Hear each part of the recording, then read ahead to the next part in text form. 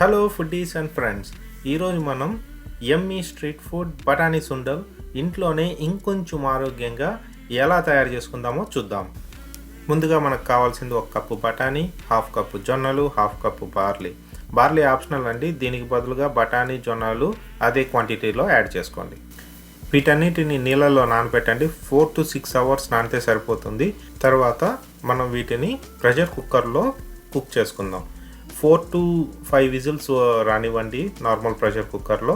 Instant పాట్లో అయితే 25 minutes pressure cooker మోడ్లో cook చేయండి. అవి ప్రెషర్ కుక్కర్లో ఉడికే లోపల మనము ఒక పెద్ద ఆనియన్ని చిన్న చిన్న పీసులుగా కట్ చేసుకుందాం. ఎంత చిన్న పీసులుగా కుదిరితే అంత చిన్న పీసులుగా కట్ చేసుకోండి. తర్వాత 1 లేదా 2 మీడియం సైజు టమోటాలని కట్ చేసుకోండి. కొద్దిగా కొత్తిమీర, ఒక 6 నుంచి 7 పచ్చిమిరపకాయలు ఇట్లా నైస్గా చిన్న చిన్న పీసులుగా కట్ చేసుకోండి.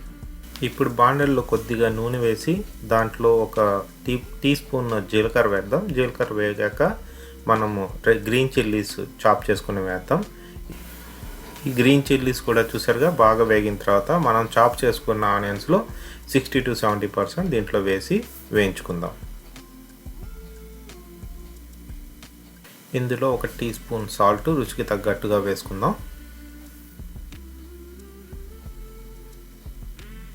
ఆనియన్స్ బాగా వేగాల్సిన అవసరం లేదండి, కొద్దిగా రంగు మారుతున్నంత వరకు వేగితే సరిపోతుంది.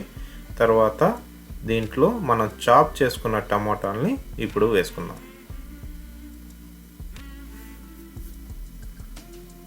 టమాటాలు ఎక్కువ వేగాల్సిన అవసరం లేదు. కొద్దిగా వేగినట్టు అనిపించాక 1 టీ స్పూన్ పసుపు దీంట్లో వేసుకొని బాగా కలుపుకుందాం.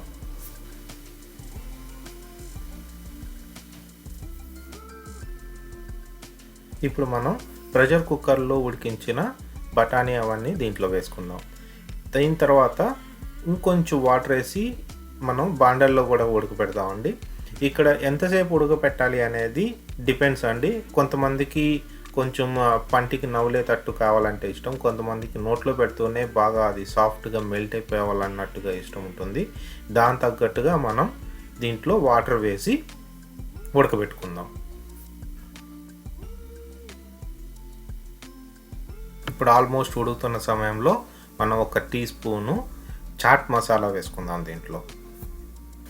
వావ్, చూడండి ఎంత బాగా రెడీ అయిపోయిందో. ఓ సూపర్. దీన్ని మనం ఇప్పుడు బౌల్లో తీసుకొని సర్వ్ చేసుకుందాం.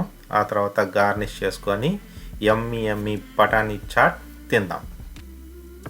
ఇలా బౌల్స్లో తీసుకొని దానిపైన కొత్తిమీర, మిగిలిన ఆనియన్స్, టమాటోస్ని గార్నిష్ చేసుకోండి.